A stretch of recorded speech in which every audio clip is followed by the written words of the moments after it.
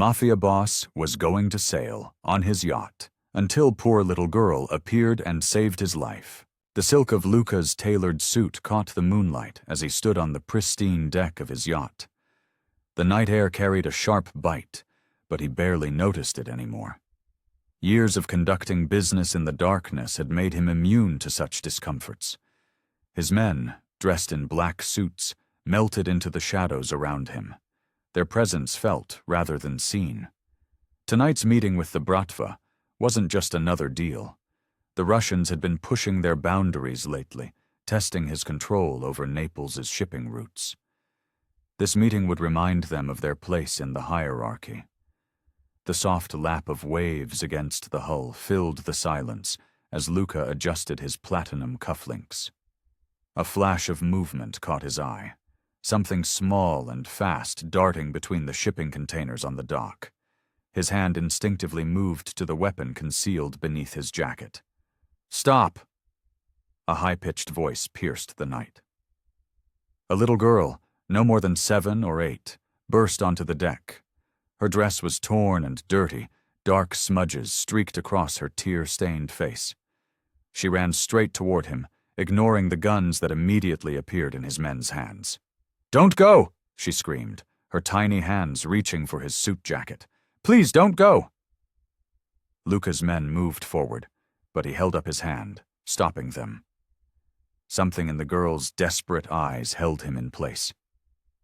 "The men with guns!" she gasped between sobs. "They're going to kill the man with tattoos!" Luca studied her face carefully. Years of survival had taught him to trust his instincts, and right now they were screaming at him. The girl's terror was too raw, too genuine to be an act. "Boss," his right-hand man stepped forward, "the Bratva is expecting us." Luca remained silent, his mind racing through possibilities. The Russians were known for their elaborate schemes, but using a child seemed beneath even them. Yet something felt wrong about this whole situation. He crouched down to the girl's level, his movements smooth and controlled. "Where did you see these men?" "Behind the big metal boxes," she whispered, her small body trembling. "They had scary faces drawn on their guns." Skull decals. A signature of the Chinese triad, not the Bratva. The pieces started falling into place in Luca's mind. Standing up, he straightened his jacket with deliberate precision. "Call it off," he ordered, his voice cutting through the night air like steel. "All of it." "But sir, now." The word carried enough weight to silence any further protest. He gestured to one of his men to take the girl away. As she was led off the yacht, Luca walked to the edge of the deck, his eyes scanning the shoreline. The darkness seemed alive with possibilities, each shadow potentially concealing a threat. Minutes ticked by in tense silence. Then it happened. A flash of light followed by a thunderous explosion that lit up the night sky. The blast came from exactly where his yacht would have been moored for the meeting, sending a shower of burning debris into the water. Luca stood perfectly still as the heat of the explosion washed over him. His face remained impassive, but inside, his blood sang with a familiar electricity. It had been years since he'd felt this, the pure, razor-sharp clarity that came with surviving death by a hair's breadth. The night air, now thick with smoke and the acrid smell of burning fuel, filled his lungs as he watched the flames dance across the water. His fingers twitched slightly, the only outward sign of the predatory instinct awakening within him. The explosion ripped through the quiet night, sending a shock wave that made the wooden planks of the dock groan beneath their feet. Flames leaped skyward, turning the darkness into an inferno of orange and red. The heat slapped against Luca's face as he watched his multi-million-dollar yacht become a funeral pyre. His men scrambled into action, shouting orders and racing toward the burning vessel. The acrid stench of burning fuel and melting fiberglass filled the air. Sirens wailed in the distance, their sound growing closer with each passing second. "Get the fire crews here now!" Marco, his security chief, barked into his phone. "And clear the civilians from the area." Luca remained motionless, his expensive suit now dusted with ash that floated down like black snow. His dark eyes reflected the dancing flames, but his expression remained carved from stone. Around him, chaos erupted as dock workers and nearby boat owners rushed to help contain the blaze. "Sir," one of his men approached, keeping a respectful distance. "The explosion appears to have originated from below deck. Professional job." Luca's jaw tightened imperceptibly. The blast had been meant for him, a message written in fire and destruction. If not for that little girl's warning, he and his entire crew would have been reduced to ashes in the Mediterranean. The fire spread rapidly across the yacht's deck, consuming everything in its path. The heat was becoming unbearable, forcing everyone to step back. Black smoke billowed into the night sky, obscuring the stars. The sound of splintering wood and melting metal created a hellish symphony. "Boss," Marco returned, his face grim. "Port authority's been notified. They're clearing the harbor. But there's something else. Our men found signs of tampering with the security cameras. Whoever did this knew our protocols." Luca's fingers brushed against his weapon, a habit born from years of survival. An inside job meant betrayal, and betrayal meant blood would soon flow. But first, he needed answers. "The girl," he said, his voice cutting through the chaos like a blade. "Find her." His men dispersed immediately, melting into the shadows between the warehouses and shipping containers. The dock had become a maze of emergency vehicles, their flashing lights painting everything in alternating red and blue. Fire crews worked to contain the blaze, but Luca knew his yacht was beyond saving. Minutes stretched into an hour as the fire slowly died down, leaving behind a skeletal hulk of twisted metal and charred wood. The ocean breeze carried away the worst of the smoke, replacing it with the familiar salt air. Through it all, Luca stood watch, his mind calculating, planning, remembering every detail of the girl's warning. "Sir," a voice called out from the darkness. Two of his men emerged, half dragging a small figure between them. "We found her hiding behind some crates near the north end of the dock." They brought the girl before him, her bare feet barely touching the ground. Her face was streaked with soot now, mixing with the tears that had left clean trails down her cheeks. She looked even smaller than before, drowning in fear and exhaustion. Luca's fury, carefully contained until now, simmered just beneath the surface. This child had saved his life, yes, but she also knew things she shouldn't. Things that made her either very valuable or very dangerous. In his world, knowledge was as lethal as any weapon. He gestured for his men to release her, and she stumbled slightly before catching herself. Despite her obvious terror, she didn't try to run. Instead, she stood there, trembling but meeting his gaze with a strange mix of fear and defiance. "How did you know?" Luca asked, his voice deceptively soft, the kind of softness that preceded violence. The girl wrapped her arms around herself, her eyes darting between the burning yacht and the dangerous man before her. The answer to his question could mean life or death. For her. For him. For who knew how many others caught in this web of betrayal and destruction. Sophia's small frame shivered in the cold night air, her thin dress offering little protection against the bitter wind coming off the water. Luca shrugged off his suit jacket, nodding to one of his men to drape it over her shoulders. The expensive fabric swallowed her whole, making her appear even tinier than she was. "Tell me exactly what you saw," Luca demanded, his voice low and controlled. The dock had cleared of emergency personnel, leaving only his most trusted men forming a protective circle around them. Sophia clutched the jacket tighter, her knuckles white with tension. "I didn't see it," she whispered, her voice trembling. "I felt it, like a picture in my head." Luca's eyes narrowed. He'd heard many lies in his time, but this wasn't one of them. The raw fear in her voice, the way her hands shook. This was pure, unfiltered truth coming from a terrified child. "Before it happened?" he pressed, taking a step closer. Sophia nodded, tears welling up in her eyes again. "The big boat exploding. Men with guns hiding things inside it. I saw them in my head while I was sleeping." She looked up at him, her eyes wide and pleading. "I had to run here. I had to stop it." The wind picked up, carrying the acrid smell of burnt metal and wood. Behind them, the remains of his yacht still smoldered, sending occasional sparks into the night sky. Marco approached with a tablet, showing surveillance footage of the dock from earlier that day. The cameras had caught nothing suspicious. "Sir," Marco murmured, "the girl shouldn't be here alone. Where are her parents?"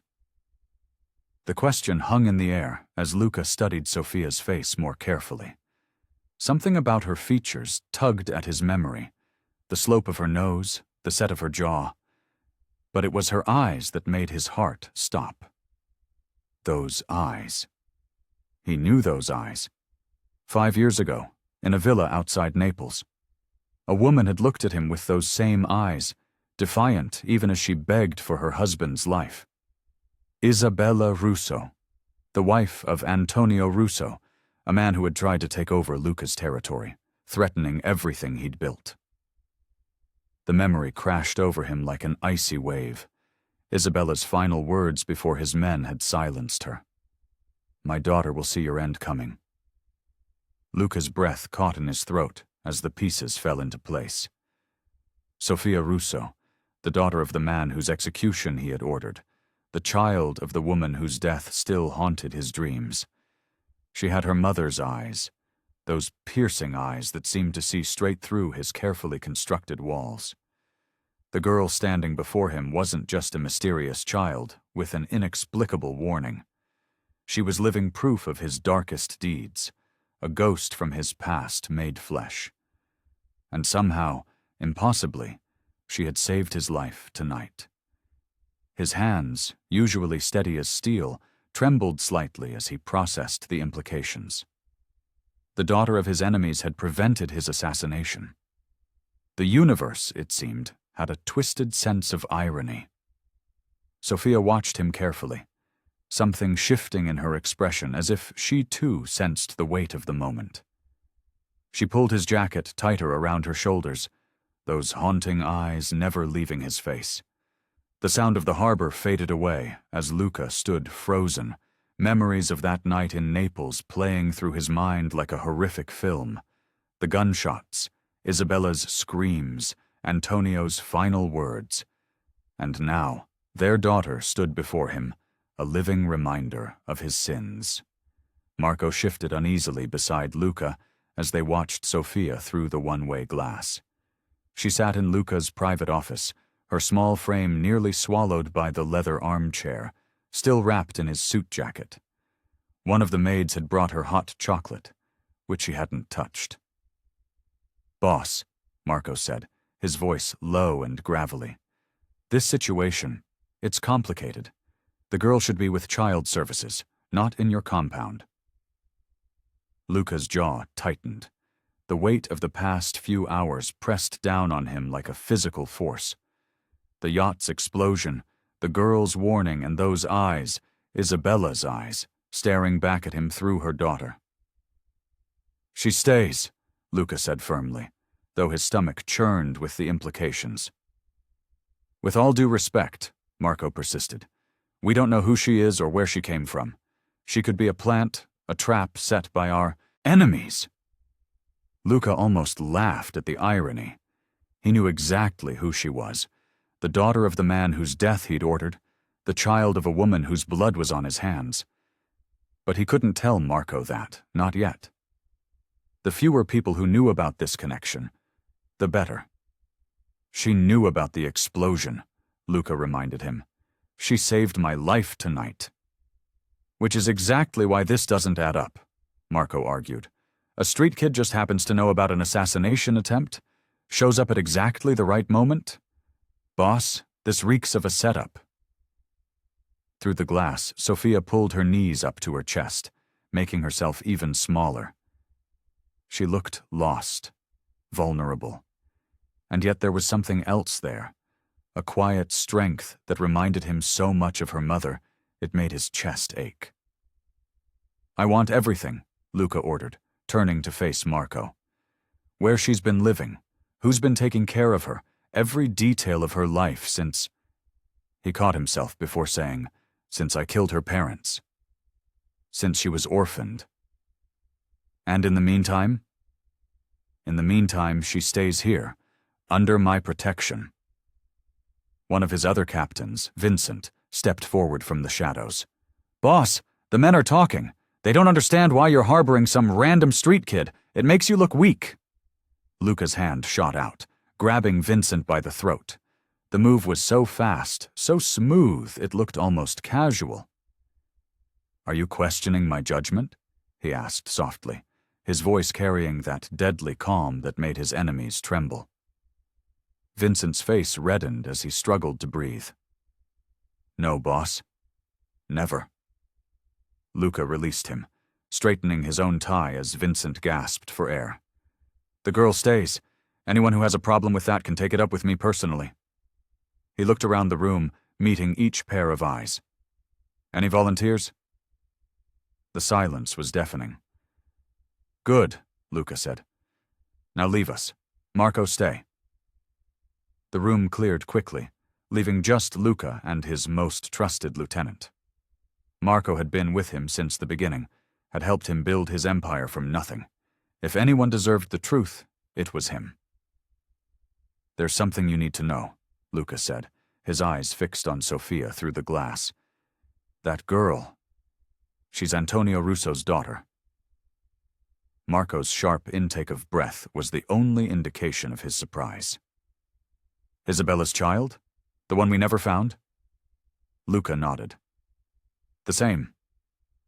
Christ, Marco muttered. This complicates things. She stays under my roof, Luca repeated, his tone brooking no argument. Whatever's coming, whatever she knows or doesn't know, her fate is tied to mine now. I owe her that much. Marco studied his boss carefully. You're taking responsibility for her? After everything that happened with her parents? Maybe because of everything that happened with her parents, Luca admitted quietly. He watched as Sophia finally reached for the hot chocolate, her small hands wrapping around the warm mug. Set up the guest room in the east wing. Post, guards. No one in or out without my explicit permission. Luca paced his study, the crystal tumbler of whiskey untouched on his mahogany desk. Giovanni, his consigliere of 20 years, watched him with weathered eyes. The old man had seen Luca through countless crises, but this situation with Sophia had him more agitated than usual. The Russo vault, Giovanni said, breaking the tense silence. We never found it. Luca stopped pacing, his shoulders rigid. Antonio was too careful. Even under questioning, he never broke. The memory of that night still haunted him, the defiance in Antonio's eyes even as blood trickled from his split lip. And Isabella? Giovanni asked carefully. She died before we could ask. Luca's voice was flat, emotionless. He wouldn't tell Giovanni that Isabella's death hadn't been part of the plan, that some triggers were too quick to pull. Giovanni leaned forward in his leather chair, his arthritic fingers steepled. The girl might know something. Children see more than we think. And if Antonio was as methodical as we remember, he might have left instructions, Luca finished. Insurance. Precisely. Giovanni pulled out an old leather notebook, its pages yellow with age. "I've been reviewing our intelligence from that time. The vault supposedly contains documents that could bring down not just you, but the entire Moretti family. Bank records, witness statements, evidence of—" "I know what's in there," Luca cut him off sharply. He didn't need reminding of the sins that could destroy everything he'd built. A soft knock interrupted them. Marco entered, leading Sofia by the hand. She'd been cleaned up, dressed in new clothes that someone must have rushed to buy. The oversized sweater made her look even smaller, more fragile. "She was asking for you, boss," Marco explained. "Wouldn't settle down." Luca nodded, dismissing Marco with a look. Giovanni gathered his papers, understanding the unspoken order to leave. As the door closed behind them, Luca found himself alone with Sofia. She stood near the doorway, her eyes taking in every detail of his study. There was something calculating in that gaze that reminded him too much of her father. "Come," he said, gesturing to the leather sofa. "Sit." Sofia moved cautiously, perching on the edge of the cushion. Her feet didn't touch the floor. "Are you comfortable in your room?" Luca asked, attempting to sound gentle. He wasn't used to speaking with children. She nodded. "The lady brought me new clothes and books." "Good." Luca sat across from her in his armchair. "Sofia, I need to ask you something about your parents." Her face closed off immediately, that same mask of indifference he'd seen Antonio wear countless times.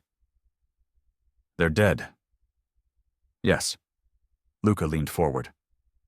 "But before, did your father ever show you special places? Secret places where he kept important things?" Sofia's fingers played with the hem of her sweater. "You mean like Zio Riccardo's basement?" The name hit Luca like a physical blow. Riccardo Castellano, Antonio's closest friend and most trusted confidant. The man who'd disappeared the night of Antonio's death, taking with him God knows what secrets. The man Luca's people had been hunting for years. Luca's hands clenched into fists, his knuckles white with strain. But he kept his voice steady, not wanting to frighten the girl. "Zio Riccardo," he repeated carefully. "You've been to his house?" Sofia looked up at him then, and for a moment, Luca saw something flicker in her eyes, something that made him wonder if she knew more than she was letting on. But before he could press further, she yawned, her small face scrunching up with genuine exhaustion. The name Riccardo Castellano echoed in Luca's mind, a ghost he thought long buried suddenly rising from the grave. If Sofia knew where Riccardo had been hiding all these years, if she knew about the vault, everything was about to change. Luca sat in his leather chair, the worn manila folder spread across his desk. The lamp cast long shadows across photographs and documents that detailed Antonio Russo's final days. His fingers traced the edge of a particularly damning surveillance photo, Antonio leaving his favorite cafe, unaware that within hours he'd be dead. The whiskey in Luca's glass remained untouched, though God knew he needed it. The weight of the past pressed down on his shoulders like a lead blanket. He picked up the death certificate, its clinical language masking the brutality of what had really happened that night. It had to be done, he muttered to himself, but the words rang hollow in the quiet study. The camera footage from that night showed Antonio's final moments, proud even with split lips and broken fingers, refusing to reveal the vault's location. Luca remembered the defiance in those eyes, the same shade of brown as Sofia's. He shuffled through more papers until he found what he was looking for. A family photo. Antonio, his wife Isabella, and a toddler Sofia at some beach. They looked happy, normal, not like a family caught in the web of organized crime. Isabella's smile was radiant, showing none of the fear she must have felt in her final moments. The sound of breaking glass startled him. Luca looked down to find he'd crushed the whiskey tumbler in his hand. A thin line of blood trickled down his palm, but he barely felt it. The physical pain was nothing compared to the memories flooding back. He'd given the order without hesitation back then. Antonio knew too much, was talking too much. The man had evidence that could bring down not just Luca, but the entire Moretti family. It should have been a clean hit, just Antonio. But Isabella had been there too, and in the chaos. Luca pulled a handkerchief from his pocket, wrapping it around his bleeding hand. The white silk turned crimson, like the spray of blood when Isabella had fallen. They'd never meant to kill her. She wasn't supposed to be there. And Sophia, they hadn't known about Sophia. The little girl had been at her grandmother's that night, spared from witnessing her parents' execution. Now here she was, years later, a living reminder of his sins walking the halls of his home. The security feed on his desk showed Sophia in her room, reading one of the books they'd bought her. Such an ordinary scene, yet it filled him with unease. She looked so much like her mother, the same delicate features, the same quiet grace. But she had her father's eyes, sharp and observant, those eyes that seemed to see right through him. A soft knock interrupted his dark thoughts. The door creaked open, and Sophia stood there in her oversized sweater, looking small against the massive door frame. She hesitated at the threshold, as if sensing the heavy atmosphere in the room. "Come in," Luca said, quickly sliding the incriminating files into a drawer. He noticed her gaze following his movements, too sharp for comfort. She padded across the expensive carpet, her bare feet silent. In the lamp's glow she looked almost ghost-like, a specter of his past come to haunt him. The irony wasn't lost on him, the man who feared nothing, unsettled by a child. "Can't sleep?" he asked, trying to keep his voice gentle. The effort felt foreign to him. Sophia shook her head, moving closer to his desk.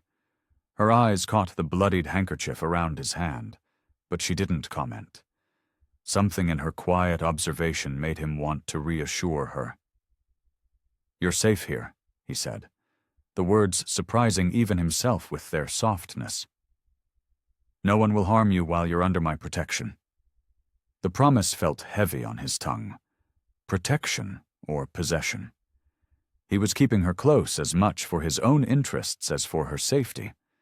But looking at her standing there, so small and vulnerable, yet carrying such dangerous knowledge, Luca knew he couldn't let her go.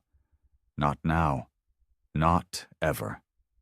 The first gunshot shattered the peaceful morning like breaking glass. Luca's security team burst into action, their training evident in their swift, coordinated movements. Through the mansion's bulletproof windows, Sophia watched as black SUVs screeched to a halt outside the gates. Men in dark clothes poured out, weapons raised. The morning sun glinted off their gun barrels as they advanced toward the mansion. Sophia pressed herself against the wall, her heart hammering in her chest. The plush carpet beneath her feet and the expensive wallpaper suddenly felt like a paper-thin barrier between her and death. "Get the girl to the panic room!" Luca's voice boomed through the halls.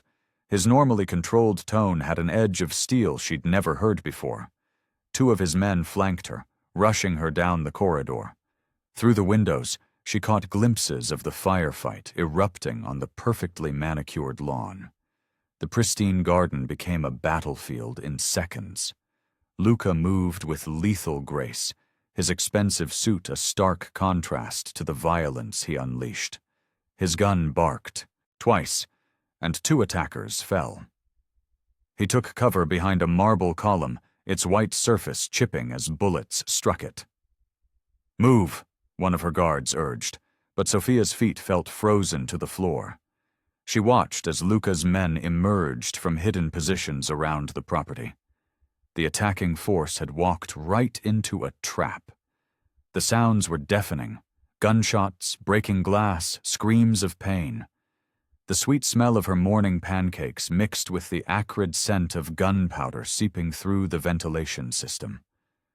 Through a window on the second floor, Sophia saw Luca grab one of the attackers by the throat.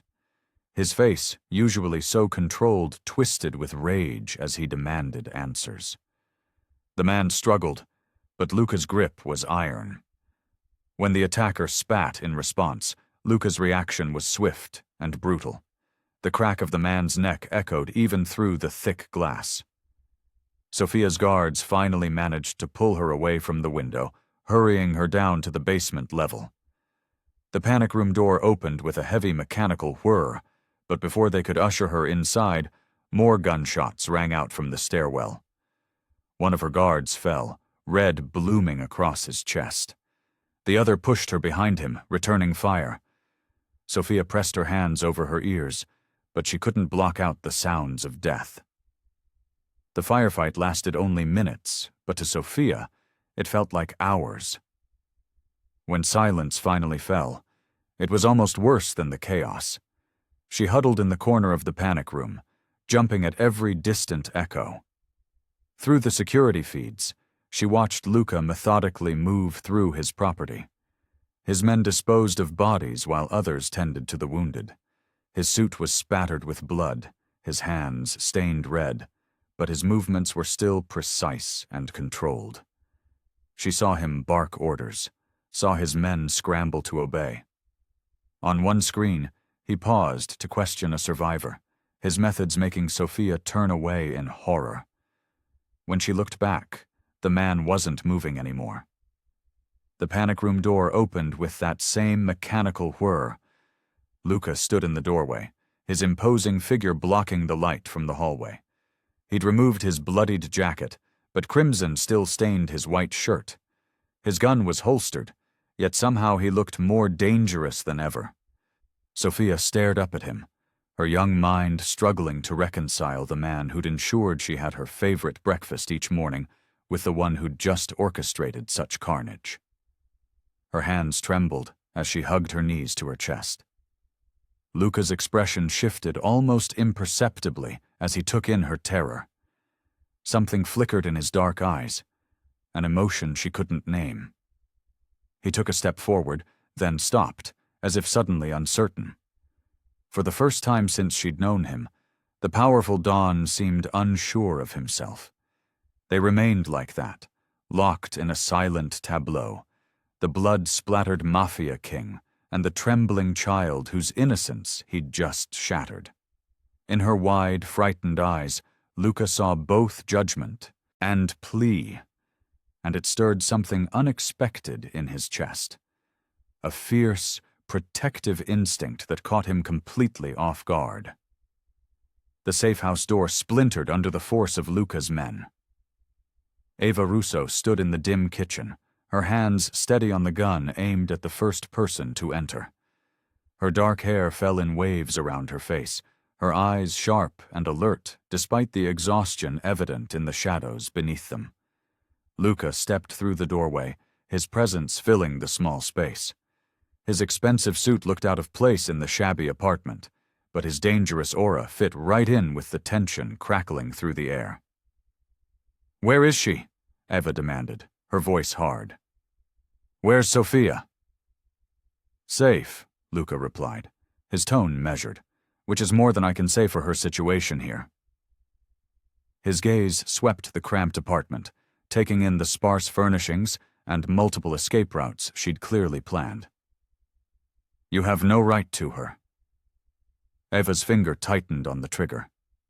"You're the reason she has no parents, the reason we've been running for years." Luca's men shifted, their weapons trained on Eva, but he held up a hand to stop them. His dark eyes never left Eva's face.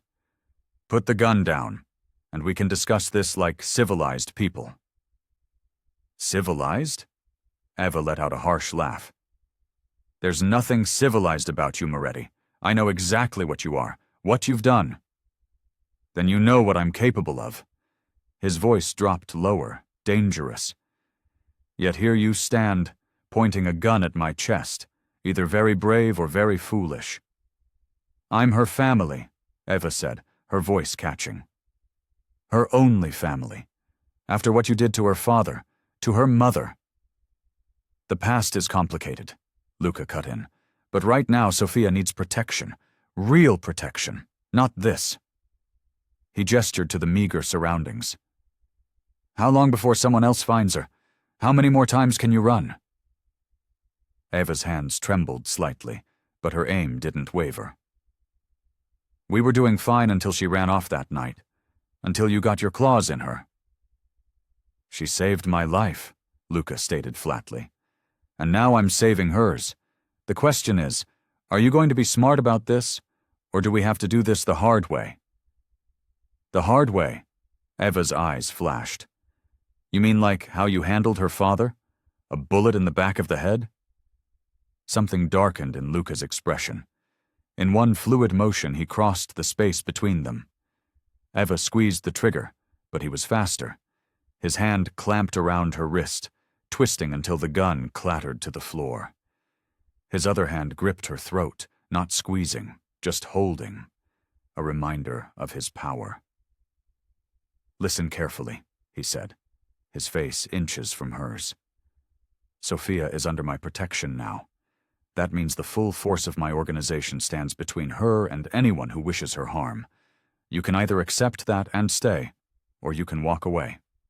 Your choice. Eva met his gaze, unflinching despite his grip.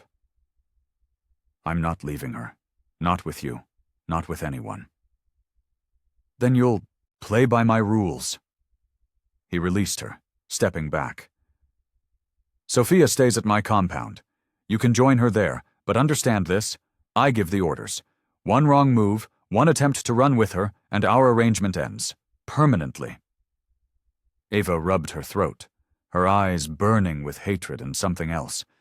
Fear, not for herself, but for Sofia. If anything happens to her, it won't. Luca's tone left no room for argument. My men will escort you to the compound. Pack what you need. You have 5 minutes. Eva looked at the gun on the floor, then back at Luca. His cold eyes told her any further resistance would be futile. With rigid movements, she turned to gather her and Sofia's belongings, her mind already working on how to protect her niece in this new, dangerous situation. Luca watched her, noting the defensive set of her shoulders, the careful way she moved. She was a survivor, this one. And now she was his problem too. The morning sun streamed through the tall windows of Luca's dining room, casting long shadows across the marble floor. Eva sat rigidly at the massive table, her fingers wrapped around a delicate china cup filled with coffee she hadn't touched. Across from her, Luca read through his morning papers, his presence commanding even in this quiet moment. The silence was broken only by the soft clink of silverware as his men moved around them, serving breakfast. Eva watched as a plate of fresh pastries was placed before her, the scent of warm butter and sugar doing nothing to ease the knot in her stomach. You should eat, Luca said without looking up from his paper. The chef will be offended if you don't. I'm not here to please your staff, Eva replied, her voice clipped. But she found herself reaching for a croissant anyway, if only to have something to do with her hands. Luca lowered his paper then, his dark eyes settling on her face. Eva felt the weight of his gaze like a physical touch, and she hated how her skin prickled in response. He'd shed his suit jacket, and his crisp white shirt stretched across his broad shoulders as he leaned back in his chair. How did you sleep? He asked, his tone deceptively casual. Like anyone would sleep in the home of their family's murderer. The words were meant to wound, but Luca merely raised an eyebrow. Yet here you are, sharing my table? For Sofia, Eva said firmly. Only for Sofia. A ghost of a smile played at the corner of his mouth. Of course.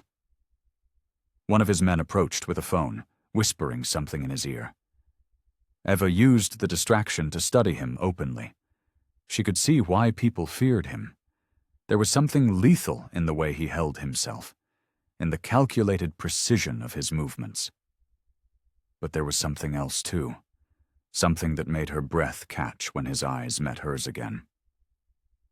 "Your niece is still sleeping," he said, dismissing his man with a slight nod. "She had nightmares last night." Eva's hand tightened around her cup. "And how would you know that?" "I know everything that happens in my home." He paused, taking a sip of his espresso. "Including the fact that you checked every window and door in your wing twice before going to bed." "Can you blame me?" "No," he admitted. "But it's unnecessary. No one gets in or out of this compound without my knowledge." "That's what worries me," Eva muttered. Luca set down his cup with deliberate care. "If I wanted to harm either of you, I would have done it already." "Is that supposed to be comforting?" "It's supposed to be honest." His eyes held hers. "Something you might try sometime." Eva felt heat rise to her cheeks. "I've told you everything you need to know." "Have you?" He leaned forward slightly, and Eva found herself mirroring his movement without meaning to. "There's something you're hiding. Something about Sophia. You're paranoid." "I'm alive because I'm paranoid." His voice dropped lower, sending an involuntary shiver down her spine. "And because I can read people. You're scared, but not just of me. There's something else." Eva forced herself to look away from his intense gaze, but she could still feel it burning into her. Her eyes landed on his hands, strong, capable hands that she knew had ended lives. The same hands that had been gentle with Sophia when the girl had stumbled yesterday. The door opened, and one of Luca's men entered. Luca gave a sharp gesture, and the man retreated immediately. When Eva looked back at him, his expression had changed, softened somehow. "Come with me," he said, standing. It wasn't a request. Eva followed him to his study, her heart pounding. He closed the door behind them, and suddenly the room felt too small, too intimate. He moved closer, and she could smell his expensive cologne mixed with something uniquely him. "Let me be clear about something," he said, his voice low and intense. "I don't care about your past. I don't care what you've done or who you've been, but Sophia." He paused, and Eva saw something flicker in his eyes. "I will protect that child at all costs, even from you, if necessary." Eva looked at him then, really looked at him. She saw the weight of guilt in his shoulders, the same burden she carried. They were both bound by promises and secrets, trapped in a web of their own making. In that moment, she understood him better than she wanted to. The first explosion rocked the mansion's foundations just after midnight. Eva jolted awake, her heart hammering against her ribs. The second blast came closer, and she heard the distinct sound of gunfire erupting from the grounds below. She scrambled out of bed, her bare feet hitting the cold marble floor. Sophia. She had to get to Sophia. The door burst open, and one of Luca's men appeared. "Miss, we need to move you to the safe room. Now!" Shouts and gunfire echoed through the corridors as Eva raced behind the guard. They found Sophia already being escorted by another of Luca's men, her small face pale with fear. Eva grabbed her hand, squeezing it tight. Through the windows, she could see figures moving across the grounds, their weapons glinting in the moonlight. Luca's security forces engaged them with military precision, but the attackers kept coming. The Bratva had come for blood. "Down here," the guard directed them to a hidden stairwell. As they descended, Eva heard Luca's voice above them, barking orders in Italian. The sound sent an involuntary shiver down her spine. The safe room was a fortress beneath the mansion, with thick concrete walls and multiple security cameras showing feeds from around the property. Eva pulled Sophia close, watching the screens in horror as the violence unfolded. Luca moved like a shadow through his compound. His movements were fluid, lethal. On one screen, she watched him take down 2 men without hesitation, his face a mask of cold fury. The brutality of it made her stomach turn, but she couldn't look away. "They're breaking through the east wing!" someone shouted through the radio. Eva's breath caught as she watched Luca change direction, heading straight toward the breach. His suit jacket was gone now, his white shirt stained with blood that wasn't his own. He moved with the confidence of a predator, someone who had done this many times before. The attackers had clearly underestimated the mansion's defenses. Luca's men were everywhere, emerging from hidden positions, taking down the Bratva forces with ruthless efficiency. But still they came, pushing deeper into the compound. One of the screens showed 3 men breaking through a side entrance. They were heading straight for the passage that led to the safe room. Eva's heart stopped when she realized they somehow knew where to look. "We have a breach," one of the guards said, his hand moving to his weapon. "Mr. Moretti, they're heading for the safe room." Eva watched Luca's face change on the screen. Something dark and terrible crossed his features. He turned and ran, his movement so fast the cameras barely caught him. He reached the passage just as the Bratva men discovered the hidden entrance. What happened next made Eva's blood run cold. Luca moved like death itself. The first man didn't even have time to raise his weapon before Luca's knife found his throat. The second managed to fire a shot that went wide before Luca's hands snapped his neck with terrifying precision. The third man was larger, more skilled. He and Luca traded blows in the narrow corridor, their fight brutal and quick. But Luca was faster, more precise. He caught the man's arm, twisted it at an impossible angle, and drove his knife up under the ribs. The whole thing took less than 30 seconds. Eva watched it all on the security feed, her hand pressed against her mouth. She should have been disgusted, horrified, and part of her was. But there was something else too. Something that made her pulse race and her skin flush hot. The way he moved, the raw power and control in every gesture, the absolute certainty in his actions. It awakened something in her she didn't want to acknowledge. When he stood over his fallen enemies, chest heaving, eyes dark with violence, she felt a rush of heat that had nothing to do with fear. Luca turned to the camera then, as if he could feel her watching. Blood splattered his shirt, his hair disheveled from the fight. His eyes seemed to pierce through the lens, through her defenses, straight to that dark place inside her that responded to his violence with desire instead of revulsion.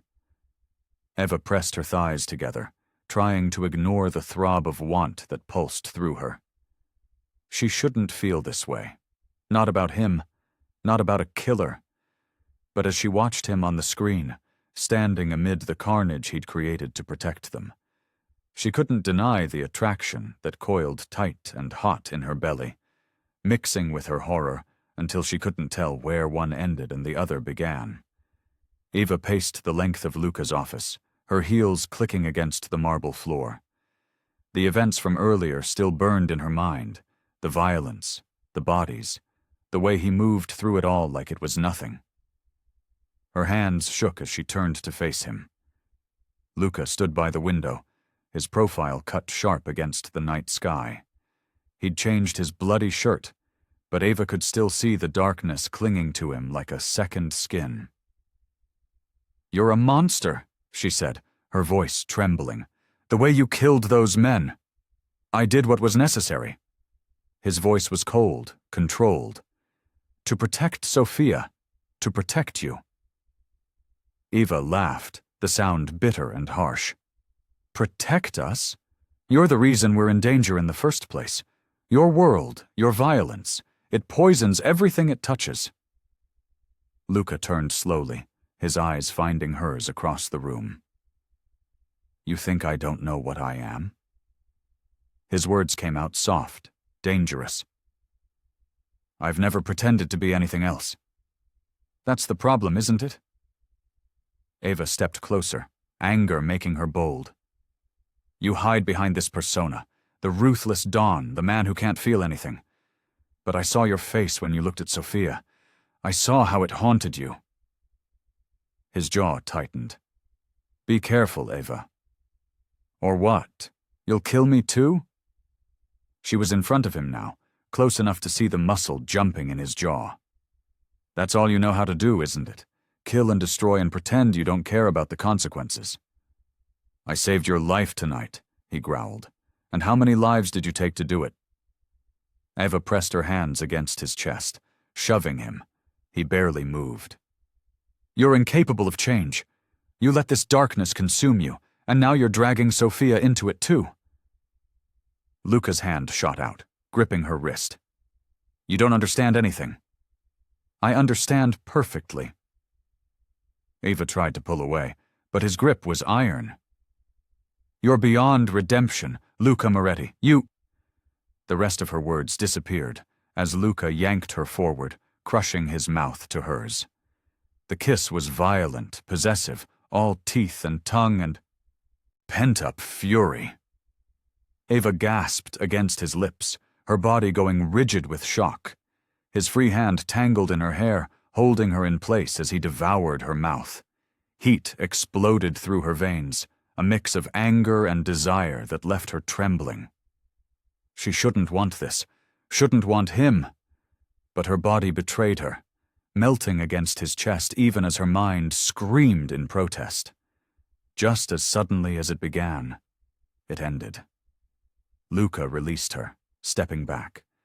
His eyes were cold again, distant, as if the kiss had never happened, as if he hadn't just shattered every defense she'd built against him. Ava stood frozen, her lips still burning from his kiss, watching as he turned away from her without a word. The study felt smaller in the late hours, the darkness pressing against the windows. Ava sat in one of the leather chairs, her fingers wrapped around a glass of whiskey she hadn't tasted. Luca stood by the fireplace, the flames casting shadows across his face. I was 8 when I saw my first dead body, he said, his voice low and measured. The words hung in the air between them. It was my father. Ava's grip tightened on her glass. She wanted to hate him, to hold on to her anger, but something in his tone made her stay silent. He wasn't a good man, Luca continued, staring into the fire.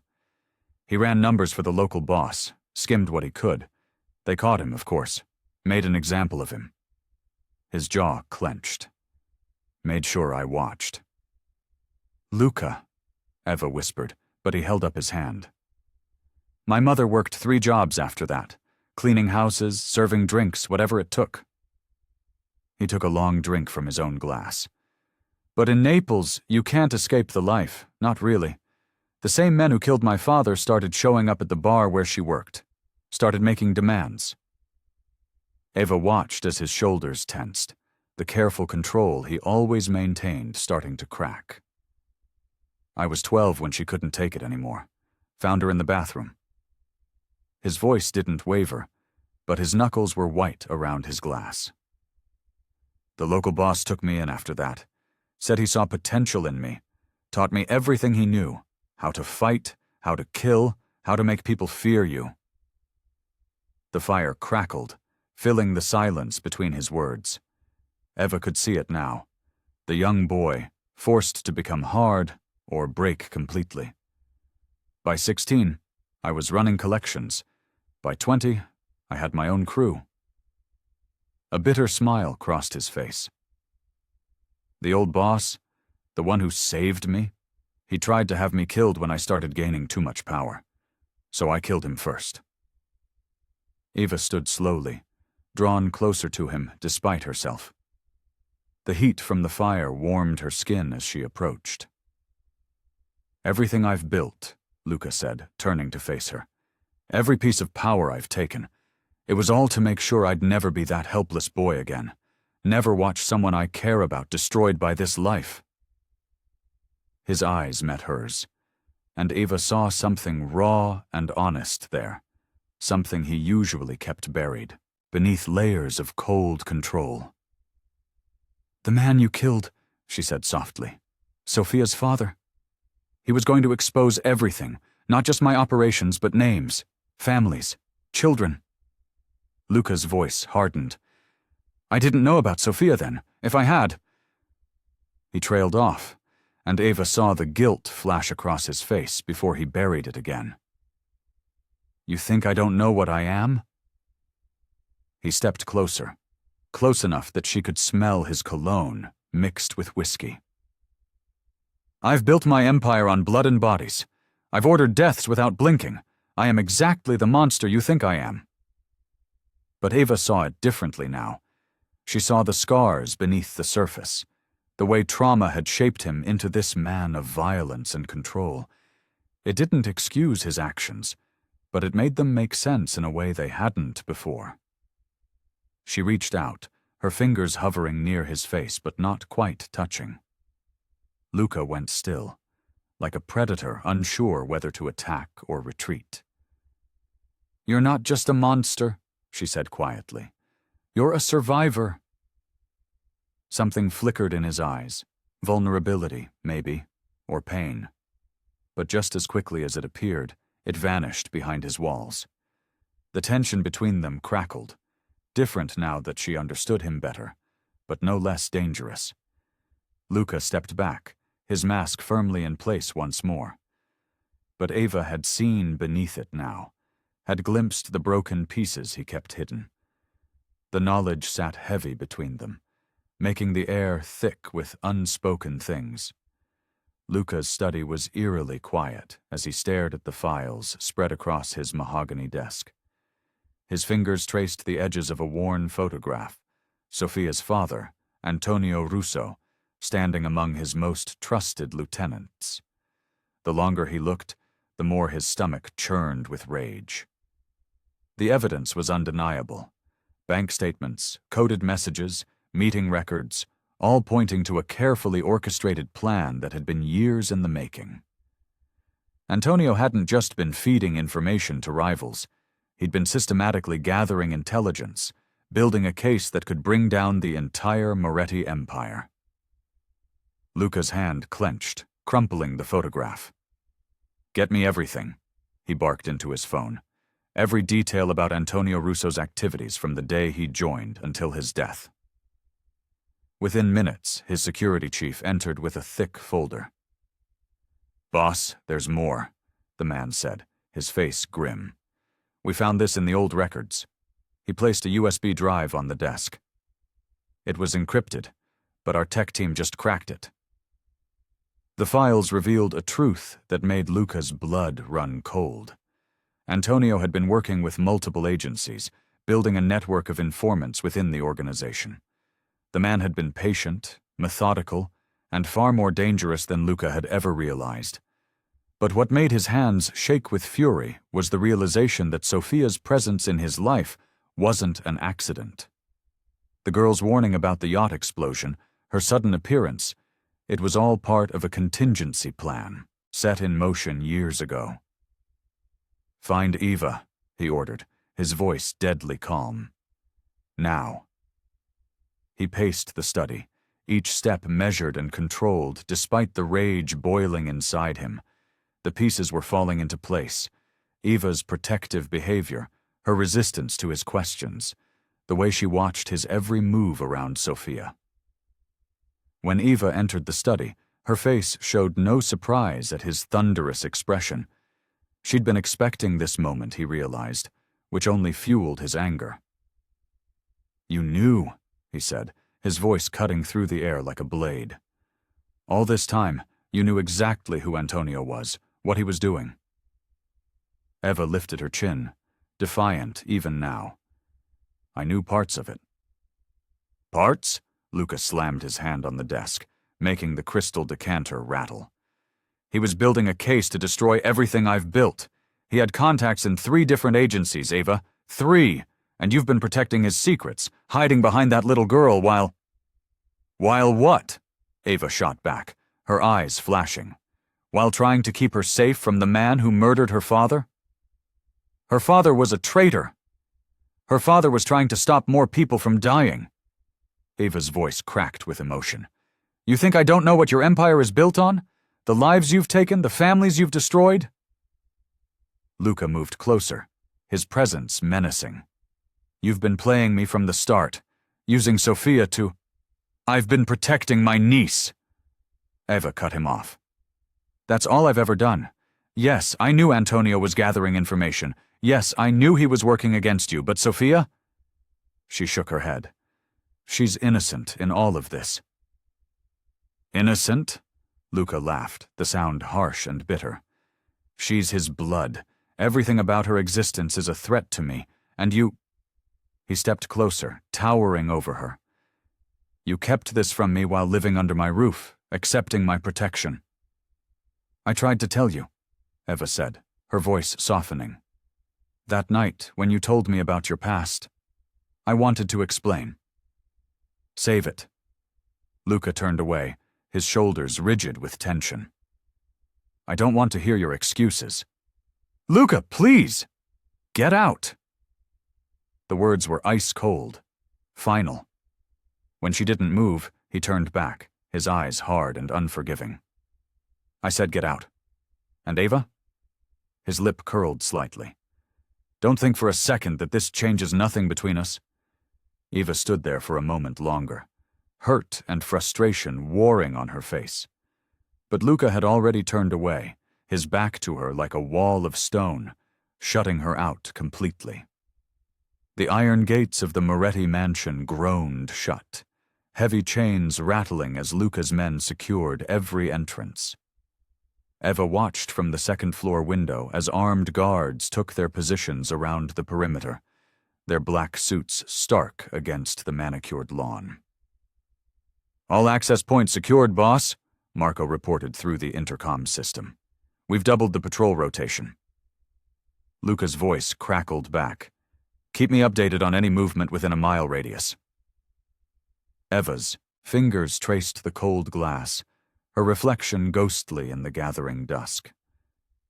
Sofia sat cross-legged on the bed behind her, quietly reading a book, seemingly oblivious to the fortress being built around them.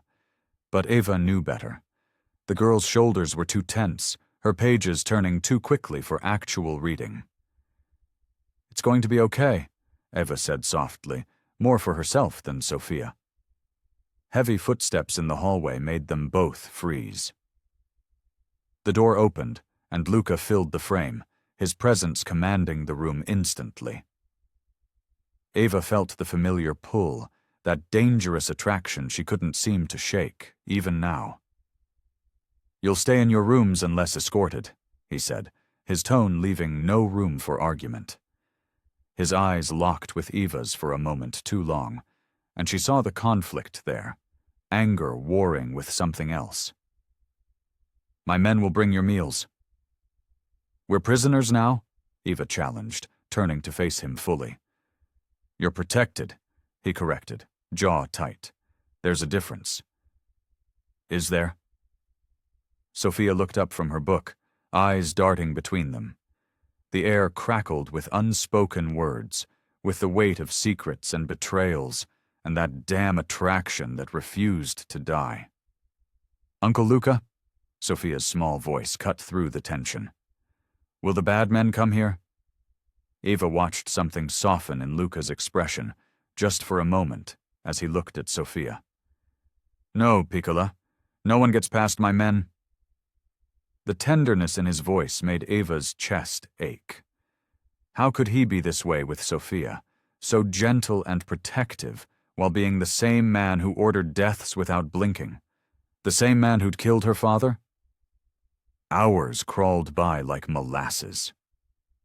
Eva paced their suite, checking her phone though she knew there would be no signal. Luca had made sure of that. The mansion felt like a cage, albeit a luxurious one. Every now and then, she'd catch glimpses of armed men through the windows, their weapons glinting in the security lights. As night fell, Sofia finally drifted off to sleep, her book still clutched to her chest. Ava carefully removed it, tucking the blankets around her niece. She stood watching her for a long moment, struck by how peaceful she looked, so different from the terrified little girl who'd warned Luca about the yacht explosion. The mansion was quieter at night, but Ava couldn't rest. The walls seemed to close in, and questions burned in her mind. She knew Luca would be in his office. He always was at this hour, making decisions, ordering deaths, maybe. The hallway was dark, lit only by subtle wall sconces. 2 guards stood at attention as she approached Luca's office, but they didn't stop her. Of course not. They knew she couldn't leave the mansion anyway. She didn't knock. The heavy door opened silently, and she found him exactly as she'd expected. Behind his desk, sleeves rolled up, a glass of whiskey untouched beside him. He didn't look surprised to see her. "You should be sleeping," he said, not looking up from his papers. Eva moved closer, her bare feet silent on the expensive carpet. "Why haven't you killed me yet?" The question had been eating at her since his discovery of her deception. "You know what I knew about Antonio, about the investigation." Now he did look up, his dark eyes unreadable in the dim light. For a long moment he just studied her, and Eva felt exposed under his gaze. Finally he spoke, his voice rougher than usual. "You're not the enemy." The admission seemed to cost him something. She could see it in the tightening of his jaw, the way his hands clenched slightly on the desk. But he didn't elaborate, and Eva stood there, caught in the gravity of those 4 words and all they implied. The first explosion rocked the mansion's foundations just before dawn. Eva jolted awake, her heart hammering against her ribs. The second blast came closer, shattering windows somewhere below. Sophia's terrified scream pierced through the chaos. "Ava!" Sophia cried out in the darkness. Gunfire erupted outside, a staccato rhythm of death. Eva scrambled across the room, pulling Sophia into her arms just as the bedroom door burst open. Luca stood there, gun drawn, his face a mask of cold fury. "Move! Now!" His command cut through the noise. Eva scooped Sophia up, following Luca's broad shoulders through the darkened hallway. The air reeked of gunpowder and smoke. Men shouted in Italian and Russian, their voices muffled by the mansion's thick walls. "Sir!" One of Luca's men appeared, blood streaming from a cut above his eye. "They've breached the East Wing, at least 30 of them." Luca's response was immediate and brutal. "Kill them all!" They rushed down a service corridor, Sophia trembling in Eva's arms. The girl's face was buried in Eva's neck, her small body racked with silent sobs. Eva wanted to comfort her, to promise everything would be okay, but the words stuck in her throat. Another explosion, closer this time. The force of it knocked them sideways. Eva's shoulder slammed into the wall, but she managed to keep Sophia secure against her chest. Luca's hand shot out, steadying them both. "This way," he growled, leading them down a narrow staircase.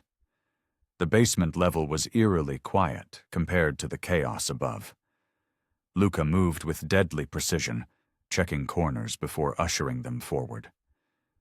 They passed through a wine cellar, rows of bottles worth more than Eva's life glinting in the emergency lights. A burst of gunfire above made Sophia whimper.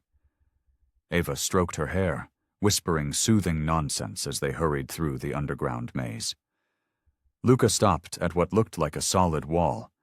His fingers found a hidden panel, and a section of the wall slid open with a soft hiss. "Inside," he ordered. The panic room was smaller than Eva expected, but reinforced with steel. Monitors lined one wall, showing security feeds from around the property. Eva's stomach turned as she watched Luca's men engaged in brutal combat with the invaders. "Put her down," Luca said, his voice gentler now. "She needs to see you're calm. Eva set Sophia on her feet, smoothing the girl's tangled hair. "We're safe here, Tesoro. Uncle Luca won't let anything happen to us." The words surprised her as much as they seemed to surprise Luca. His eyes met hers for a moment, something unreadable passing between them. The relative quiet was shattered by heavy footsteps in the wine cellar. Luca moved instantly, pushing Eva and Sophia behind him as he aimed his gun at the door. 3 men burst in, but Luca was faster. His shots were precise, deadly. 2 fell immediately. The third managed to get a shot off before Luca's bullet found his throat. The bullet grazed Luca's arm, tearing through his expensive shirt. Eva saw the blood bloom against the white fabric, but Luca seemed unfazed. He slammed the panic room door shut, the locks engaging with a series of metallic clicks. "Are you hurt?" Eva asked, reaching for his arm. "It's nothing." He pulled away, but the movement brought them closer in the confined space. The adrenaline, the fear, the relief. It all crashed together as their eyes met. Eva could feel his breath on her face, could smell gunpowder and blood, and that expensive cologne he always wore. His usually controlled expression was cracking, revealing something raw and desperate underneath. Neither of them moved first, or maybe they both did. Their lips crashed together with the same violence that raged above them. Eva's fingers dug into his shoulders as his hands tangled in her hair. The kiss was brutal, hungry, full of all the anger and fear and desire they'd been fighting. Sophia's small gasp made them break apart, both breathing heavily. The monitors still showed the battle raging through the mansion.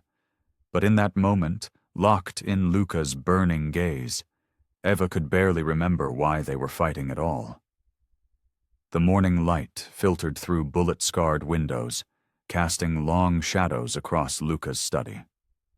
Eva stood by the window, her fingers tracing the fresh damage from last night's attack. The mansion felt different now, violated perhaps, but somehow more intimate after what had happened in the panic room. Luca watched her from his position behind the heavy mahogany desk. His injured arm was bandaged, the white gauze stark against his tanned skin.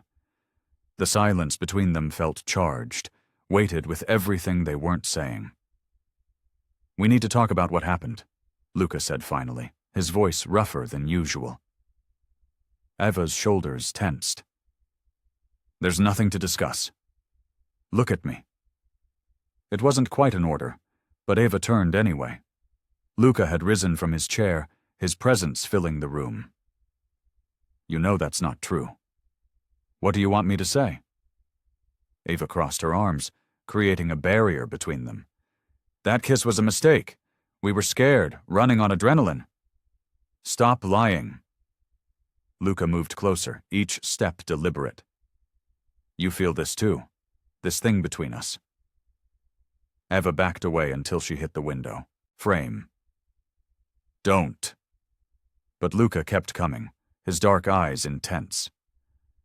"I've tried to fight it. God knows I've tried." He ran a hand through his hair, a rare gesture of frustration. "You're everything I shouldn't want. You challenge me. You defy me at every turn. You make me question things I've never questioned before." "Luca, let me finish." He was close enough now that Eva could smell his cologne, could see the tension in his jaw.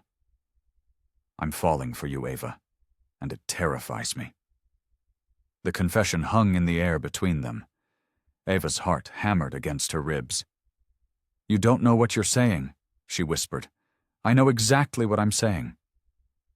Luca's hand came up to cup her cheek, his touch surprisingly gentle. "You're a complication I never wanted. You make everything harder, more dangerous. But I can't stop thinking about you. About that kiss." Eva closed her eyes, fighting the warmth that spread through her at his touch. "You're confused. The attack, the stress." "No."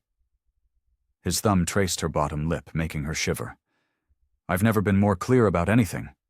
You make me want to be better, to be worthy of your trust, of your love." The word love made Ava's eyes snap open. She saw the vulnerability in Luca's gaze, the raw honesty that made him look almost human. It would be so easy to give in, to let herself believe in this moment. But then she remembered who he was, what he'd done. The blood on his hands, the empire built on violence and fear. "Stop," she said, pushing against his chest. "This isn't real." Luca didn't move. "It's the only real thing I've felt in years." "You don't love me," Eva said, her voice growing stronger with each word. She pushed harder, creating space between them. "You don't know how to love. You just need something to control." The hurt that flashed across Luca's face was unmistakable. For a moment, his mask slipped completely, showing her the wounded man beneath the monster. It made her heart ache, made her want to take back the words. But she couldn't. She wouldn't. Luca stepped back, his expression hardening into something more familiar. But Eva had seen the truth now, had seen how deeply her rejection had cut him. The knowledge only made everything more complicated, more painful. The study door creaked open, and Sophia's small head poked in. The girl's presence was like a bucket of cold water, reminding them both of all the reasons this could never work. Eva used the interruption to slip away from Luca, gathering Sophia into her arms. She didn't look back as she left the study, but she could feel Luca's eyes on her, burning with something that felt too much like heartbreak. The evening sun cast long shadows through Luca's office windows as he stared at the surveillance photos spread across his desk. His jaw clenched, muscles working beneath his skin as he processed the betrayal laid bare before him. Marco, his most trusted lieutenant for the past decade, smiled back at him from grainy images showing him meeting with the Bratva. "How long?" Luca's voice cut through the tense silence. His security chief shifted uncomfortably. "The photos date back 3 months, boss, but we think it started before that." Luca's fist crashed down on the desk, sending papers flying. The guard flinched but held his ground. He knew everything, every security protocol, every safe house. His dark eyes flickered to the mansion's security feed, showing Eva helping Sophia with homework in the garden. "Get them inside, now." Within minutes, the mansion erupted into controlled chaos. Guards doubled at every entrance, weapons were distributed, and defensive positions established. Luca watched from his office window as Eva and Sophia were hurried inside by his men, confusion evident on their faces. Eva burst into his office moments later. Sophia clutched protectively to her side. "What's happening?" "Marco betrayed us." Luca's voice was deadly calm, but his eyes blazed with fury. "He's been feeding information to the Bratva. They know about Sophia, about you." Eva's face paled, her arms tightening around Sophia. "How much?" "Everything." Luca moved around his desk, his movements predatory. "He was my second in command. He knew all our protocols, all our escape routes." He stopped in front of them, his expression grave.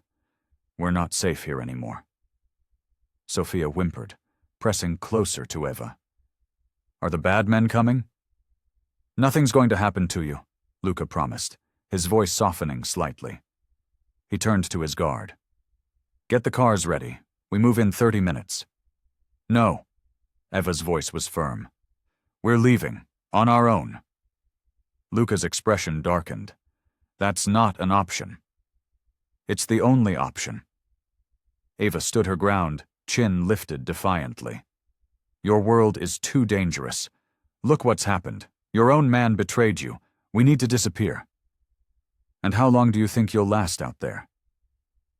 Luca stepped closer, his presence intimidating. "Marco knows about you both. The Bratva will hunt you down. You won't make it past the city limits." "We've managed before." "This is different." Luca's voice rose, making Sophia jump. He took a deep breath, visibly trying to control his temper. The Bratva won't stop. They'll use you to get to me, to destroy everything I've built. The only way through this is together."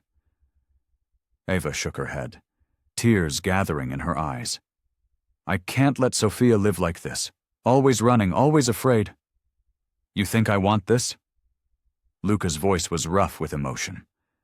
"You think I want either of you in danger?" He ran a hand through his hair, frustration evident in every line of his body. "But we have no choice now. We fight together, or we die separately." An explosion rocked the mansion's foundations, making the windows rattle. Gunfire erupted outside. Sophia screamed, and Eva pulled her closer. "They're here!" Luca's guard announced unnecessarily, hand on his weapon. Luca moved with lethal grace, pulling out his gun and checking the clip. "Get them to the panic room," he ordered his guard. But Eva stood frozen, torn between running and staying. In 3 quick strides, Luca crossed to her. His free hand cupped her face, forcing her to meet his eyes. "I know you're scared. I know you don't trust me. But right now, I'm your only chance." His thumb brushed her cheek, wiping away a tear she hadn't realized had fallen. "You're not going anywhere. Not without me." Another explosion rocked the building. Luca pulled Eva and Sophia close, his body shielding them as debris rained down. When their eyes met again, Eva saw something in his gaze that made her breath catch. Determination, protectiveness, and something deeper she wasn't ready to name. "Together," he whispered against her hair. "You're not going anywhere." The mansion erupted into chaos as gunfire shattered the night. Luca moved with deadly precision, his body tense as he directed his men through the corridors.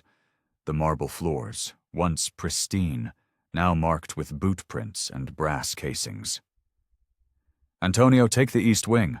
Marco's men will know the blind spots."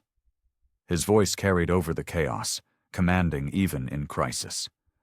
Through his earpiece, he heard updates from his security team. 3 breaches, multiple hostiles.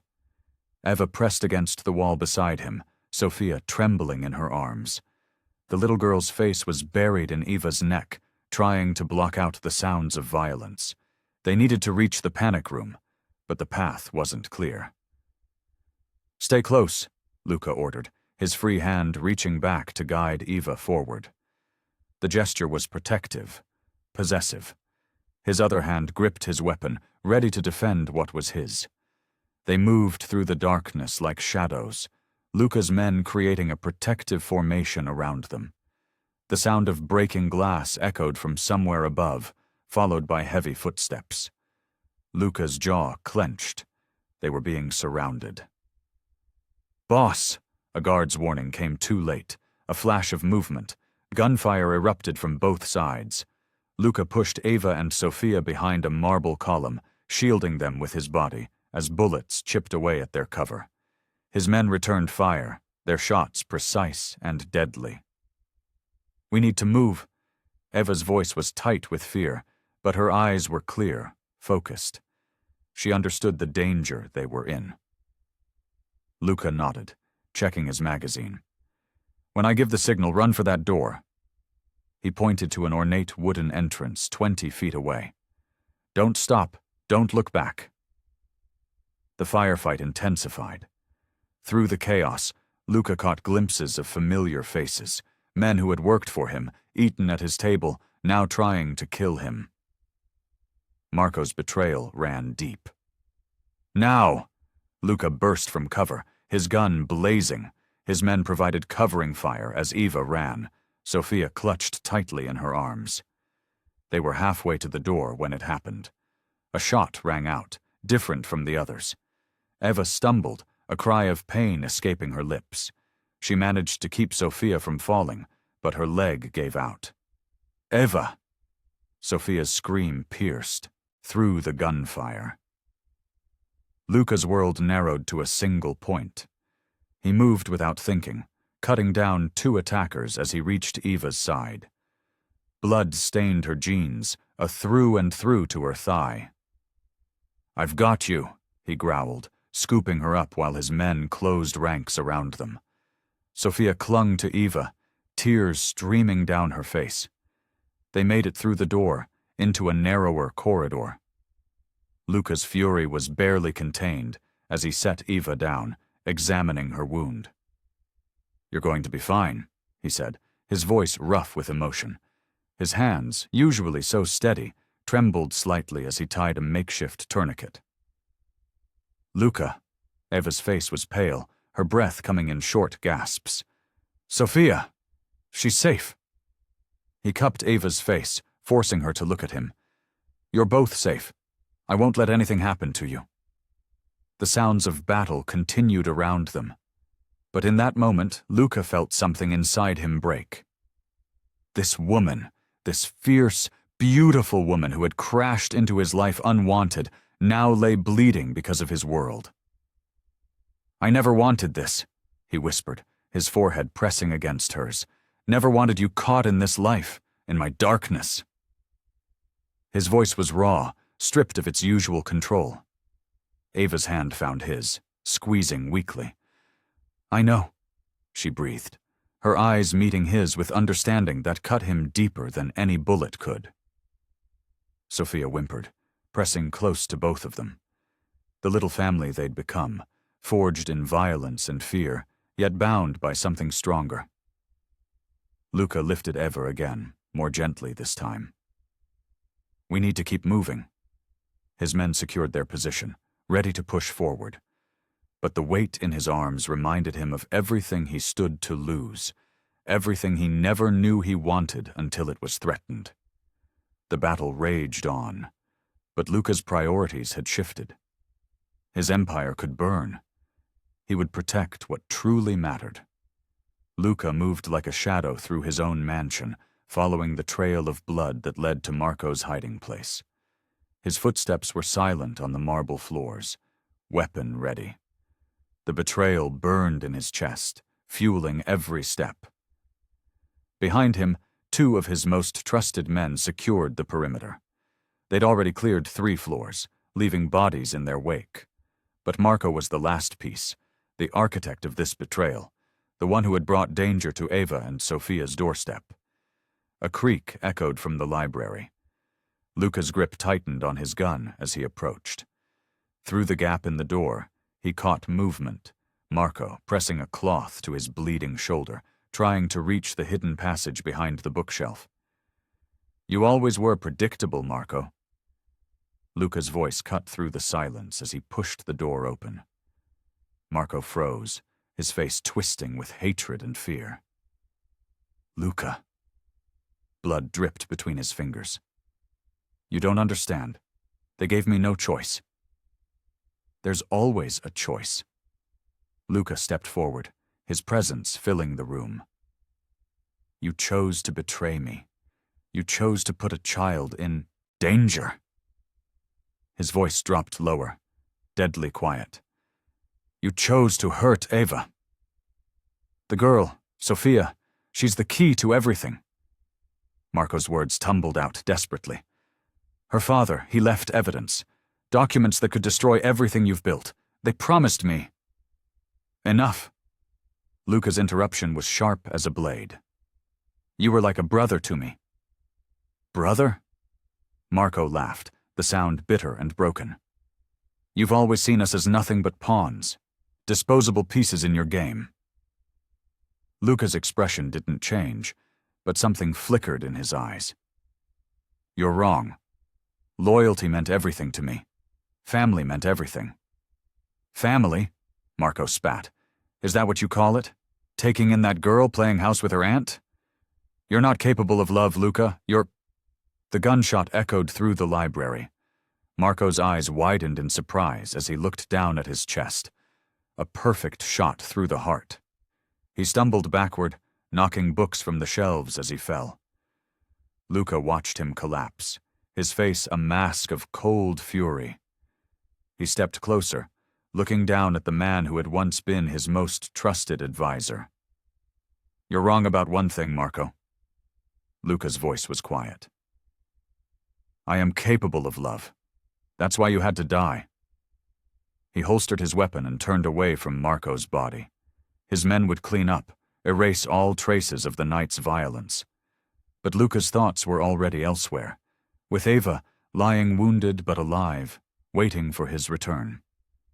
He found her in the medical wing, where his private doctor had treated her injury. Sophia was curled up asleep beside her, tear tracks still visible on her small face.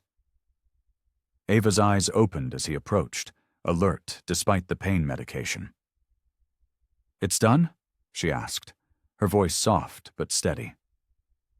Luca took her hand, his thumb tracing circles on her skin. The gesture was gentle, so different from the violence he'd just delivered. "It's done. No one will threaten you or Sophia again." Eva studied his face, searching for something. "How can you be sure?" "Because I'll never let my guard down again." He sat on the edge of her bed, still holding her hand. "I'll keep you safe, both of you." His eyes met hers, and for the first time since she'd known him, there was something different there, something lighter, like clouds parting after a storm. "I promise you, Eva." His voice was low, meant only for her. "Whatever comes next, whatever challenges we face, you'll never be alone again." The words hung between them, heavy with meaning. Eva saw it then, the hope in his eyes, real and unexpected, like the first ray of sunlight after the darkest night.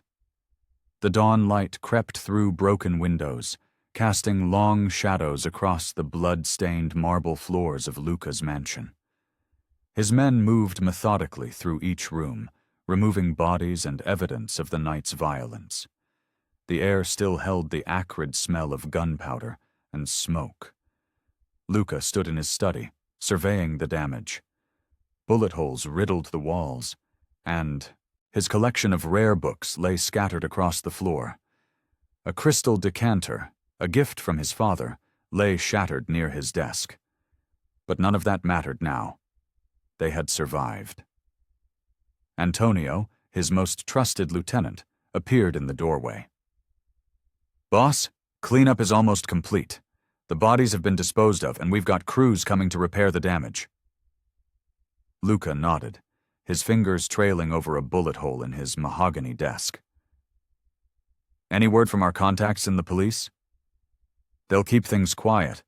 As far as anyone's concerned, this was just a private security incident." Antonio paused, then added, "The doctor says Eva's wound is healing well. She's asking for you." Something flickered across Luca's face. Relief, perhaps, or something deeper. He straightened his jacket, still spotted with blood that wasn't his own. "Make sure the security systems are upgraded. I want new protocols in place by sunset." As he walked through the corridors of his home, Luca noticed his men working efficiently to erase all traces of the battle. Glass was being swept up, walls were being patched, and blood-stained carpets were being rolled away. The mansion would soon return to its former glory, but Luca knew things would never be the same. He found Eva in the library, one of the few rooms that had escaped major damage. She sat in his favorite leather armchair, a blanket draped over her shoulders. Sophia was elsewhere, probably with Maria, the housekeeper who had taken a special liking to the child.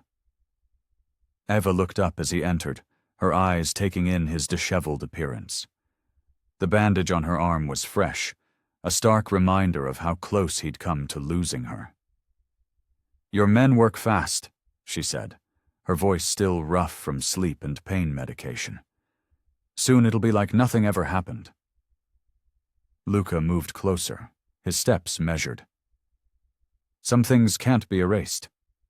"No," she agreed, meeting his gaze. "They can't." He knelt beside her chair, his hand hovering near hers but not quite touching. The morning light caught his face, softening the hard edges that made him look so dangerous. In this moment, he seemed almost vulnerable. "I should have protected you better," he said, his voice low and intense. "When I saw you fall..." He trailed off, the memory too fresh. Ava's fingers found his, the touch tentative but deliberate. You did protect me. You protected both of us. At what cost? His grip tightened slightly. I brought you into my world. This violent, dangerous life. I should have let you go when I had the chance. Is that what you want? Ava's question hung in the air between them. Luca looked at her. Really looked at her. Gone was the suspicion and fear that had marked their early encounters. In its place was something else. Understanding, acceptance, and maybe even love. No, he admitted. That's not what I want. But you deserve better than this life. Ava shifted in the chair, wincing slightly at the movement. Her free hand came up to touch, his face, her fingers tracing the line of his jaw. Maybe I should be the one to decide what I deserve. The tension in the room changed, became charged with possibility. Luca remained still, his eyes never leaving hers. He was a man used to taking what he wanted, but now he waited, silently asking the question that could change everything. Ava's answer came in the form of a kiss, soft at first, then deeper, full of promise and forgiveness. When she pulled back, her eyes were bright with unshed tears. It's not too late for either of us, she whispered against his lips. Luca sat behind his mahogany desk, staring at the stack of papers before him. Each document represented a piece of his empire: nightclubs, shipping companies, construction firms, the legitimate businesses that masked his darker dealings. His fingers traced the edge of a contract, remembering how he'd built this kingdom from nothing. The morning sun filtered through bulletproof windows, casting long shadows across the Persian carpet. Outside, his men patrolled the grounds as usual, but something had shifted in the air. The weight of his decision pressed heavily on his shoulders. Are you sure about this, boss? Antonio stood by the door, his usually stoic face betraying concern. We can find another way. Luca picked up his Mont Blanc pen, the one his father had given him when he took control of the family. There is no other way. His voice was firm, though his heart raced. I've seen what this life does to families, to children. He thought of Sophia, how she still flinched at loud noises, how her nightmares were filled with gunfire and explosions. He thought of Eva's bandaged arm, of how close he'd come to losing them both. The empire he'd built suddenly seemed hollow. Start with the clubs downtown, Luca instructed, signing the first document. Transfer ownership to legitimate buyers. Make sure our people are taken care of.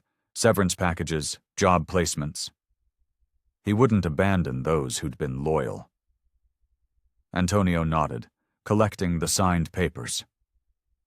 The Bratva won't take this lying down. They'll see it as weakness. Let them.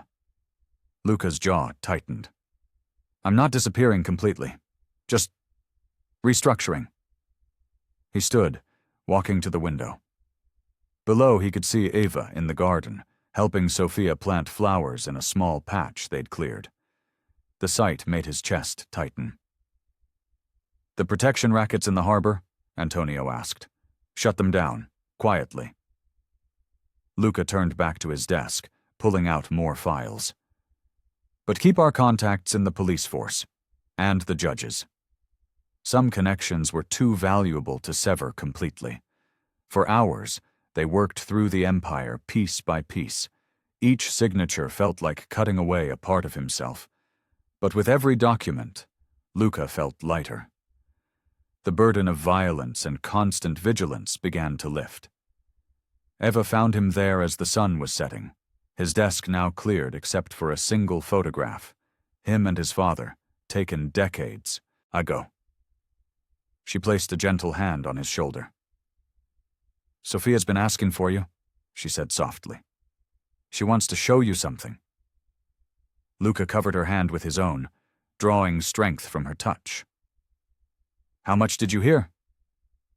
Enough. She moved around to face him, perching on the edge of his desk. Are you sure this is what you want? He stood, pulling her close, careful of her injured arm. What I want is you. Both of you. Safe. His voice roughened. I've spent my life building this empire, thinking power was everything. But power didn't save my father. It didn't protect my mother. It only brought more enemies, more violence. Ava's fingers traced the lines of worry on his face. You don't have to give up everything. No, he agreed, but I need to choose what matters. He kissed her softly, then led her from the office. They found Sophia in the playroom, surrounded by new toys, gifts from Luca's men who had grown fond of the little girl. She sat cross-legged on the floor, carefully arranging a set of wooden blocks into intricate patterns. Luca watched from the doorway as Sophia looked up, her face brightening at the sight of him. She held up a block, proud of her creation. In that moment, seeing the trust in her eyes, Luca understood something profound. Power wasn't just about control and fear. It could be about protection and love, too. He could keep enough influence to shield them while letting go of the darkness that threatened to consume them all. Sophia patted the spot beside her, inviting him to join her game. As he lowered himself to the floor, Luca felt the last pieces click into place. He didn't have to choose between his old life and his new one. He just had to find the right balance. The meeting room felt different now, colder. The mahogany table that had witnessed countless deals and death sentences seemed smaller somehow. Luca adjusted his cufflinks, a habit he'd developed years ago when tension crawled under his skin. They're here, Antonio announced from the doorway, his face grim. Eva stood by the window, her fingers absently touching the healing wound on her arm. I should go. No. Luca's voice was firm but gentle. Stay. He needed her there, though he wouldn't admit it aloud. Sophia was safely upstairs with two of his most trusted men, but Eva had earned her place at his side. The door opened, and 5 men entered. Old faces. Dangerous faces. At their head was Vincent Romano, a contemporary of Luca's father, his silver hair slicked back in the old style. His eyes, dark and calculating, took in the room's occupants with predatory interest. Luca, Vincent's voice carried the weight of decades in the business. We heard some disturbing rumors. Luca remained standing, his posture relaxed but alert. Then speak them plainly, Vincent. We're all family here. The word family held a sharp edge. Vincent's smile didn't reach his eyes. They say you're going soft, dismantling operations, letting go of territories we've held for generations. His gaze flickered to Eva. They say a woman and a child have made you forget who you are. The room temperature seemed to drop several degrees. Luca's men shifted subtly, hands moving closer to concealed weapons. Who I am. Luca's voice was quiet, dangerous. And who exactly do you think that is, Vincent? Your father's son, Vincent replied, a man who understands the importance of power, of tradition. Luca moved around the table slowly, deliberately. My father died choking on his own blood, surrounded by enemies he thought were friends. He stopped directly in front of Vincent. Is that the tradition you want me to uphold? Eva watched the exchange, her heart hammering.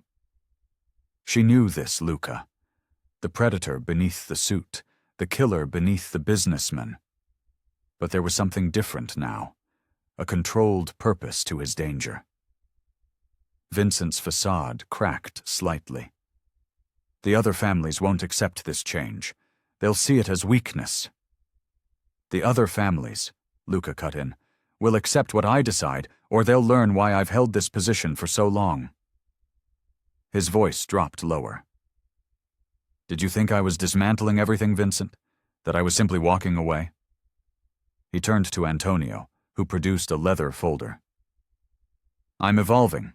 Legitimate businesses, clean money, political connections that don't require bloodshed to maintain." Luca's smile was razor-sharp. "The old ways are dying, Vincent. We can either adapt or become extinct."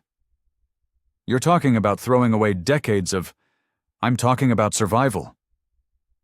Luca's fist slammed onto the table, the sound like a gunshot in the quiet room. "Look around you. The world is changing. Technology, surveillance, the old methods make us vulnerable." Eva stepped forward, her presence somehow amplifying Luca's authority rather than diminishing it. Vincent's men watched her warily, seeing not a weakness but an extension of Luca's power. "You have a choice," Luca continued, his voice level again. "Stand with me. Help build something sustainable, something that will last beyond our generation. Or stand against me." His eyes hardened. "But choose carefully. I'm not giving up power. I'm transforming it." Vincent looked around the room, at the loyal men who stood with Luca, at the woman who showed no fear in the face of their traditions. Finally, he looked at Luca himself, seeing not the boy who had taken over his father's empire, but the man who had evolved beyond it. "Your father would be proud," Vincent said finally, extending his hand. "You've become something he never could, adaptable." Luca took the offered hand, his grip firm. "Times change, Vincent. We change with them, or we die holding on to the past." The tension in the room dissipated slightly, but Luca knew this wasn't the end. There would be others, more challenges to his new vision. But for the first time, he wasn't fighting just to maintain his grip on power. He was fighting for a future, one where Sofia could grow up without the shadow of violence, where Eva wouldn't have to fear every knock at the door. The evening sun cast long shadows through the floor-to-ceiling windows of Luca's study. Eva stood by the glass, watching the guards patrol the grounds below. Their presence no longer made her nervous. Instead, they represented safety, protection. She heard Luca's footsteps behind her, measured and familiar. "You're thinking too hard again," he said, his voice carrying that hint of amusement she'd grown to love. He placed his hands on her shoulders, and she leaned back against his chest. "Old habits," Eva replied, closing her eyes as his warmth enveloped her. "Sometimes I still can't believe how much has changed." Luca's fingers traced lazy patterns on her shoulders. "Having second thoughts?" There was no threat in his question, just genuine curiosity. Eva turned to face him, studying the face that had once terrified her. The sharp angles were still there, the dangerous glint in his eyes hadn't disappeared. But she saw beyond that now. She saw the man who read bedtime stories to Sofia, who brought her coffee in the morning exactly how she liked it. "No," she said firmly. "No second thoughts, just processing everything." He led her to the leather couch, pulling her down beside him. The leather was soft, worn in all the right places. Eva remembered their first confrontation in this room, how she'd pointed a gun at his chest. Now she curled into his side as naturally as breathing. "Tell me," he prompted, his fingers finding their way into her hair. "Remember when I first arrived? I was so sure you were going to kill us both." She laughed softly at the memory. "You were everything I'd been running from." Luca's chest rumbled with a low chuckle. "You weren't exactly what I wanted either, Tesoro. A complication I didn't need. And now you're a complication I can't live without." His words were simple, but they carried the weight of everything they'd been through. Eva traced the tattoo on his forearm, following the intricate pattern. "When did it change for you? When did I stop being just Sofia's aunt and become more?" Luca was quiet for a moment, considering. That first morning, when you challenged me at breakfast, you looked at me like I was just a man, not a monster. It unsettled me. You were still dangerous, Ava reminded him. I'm still dangerous now, he corrected her gently. That hasn't changed. What's changed is who I'm dangerous for. Ava understood the distinction. The violence was still there, the power, the authority, but now it was wielded with purpose, with protection in mind, rather than just control. And Sophia? She asked, though she already knew the answer. Sophia is ours, he said simply. She always was, from the moment she saved my life with that warning. I just didn't know it then. Eva remembered those early days, watching Luca with Sophia, seeing the gradual softening in his eyes when he looked at the child. She adores you, you know? Yesterday she told her tutor she wants to learn Italian because Papa speaks it. Luca's breath caught slightly at the word Papa. Ava felt his arms tighten around her. We've built something here, she said softly. Something I never thought possible. Something worth protecting, Luca agreed. His hand found hers, fingers intertwining. Everything I've done, every change I've made, it's all been for this, for us. Ava shifted to look at him properly. The setting sun painted his features in gold and shadow, highlighting the intensity in his gaze. This was the man who had reshaped his empire, who had chosen love over tradition, who had become something more than just a Mafia king. I used to be afraid of your world, she admitted. And now? Now I understand it's our world. We built it together. Luca lifted their joined hands, pressing a kiss to her knuckles. His eyes never left hers as he spoke, his voice carrying the weight of a vow. No one will ever come between us. You're mine now, completely. The Mediterranean sparkled like scattered diamonds under the afternoon sun. Ava leaned against the pristine white railing of Luca's new yacht, the salt breeze teasing her hair. This vessel was larger than the one that had exploded months ago, but she knew its presence represented more than just a replacement. It was a symbol of their fresh start. Sophia's delighted squeals drew Ava's attention to the lower deck. The girl was perched on Luca's shoulders, her small hands gripping his hair as he pretended to stumble around dramatically. It still amazed Ava how naturally he had taken to fatherhood, how the feared Mafia Don could transform into this playful version of himself when Sophia was around. Papa, look! Sophia pointed excitedly at a pod of dolphins breaking the surface nearby. Can we follow them? Whatever you want, Principessa, Luca replied, carefully setting her down. He caught Ava's eye and smiled, that rare, genuine smile that still made her heart skip. Ava watched as he gave quick instructions to the captain, his authority evident even in this relaxed setting. His men maintained a respectful distance, positioned strategically around the yacht.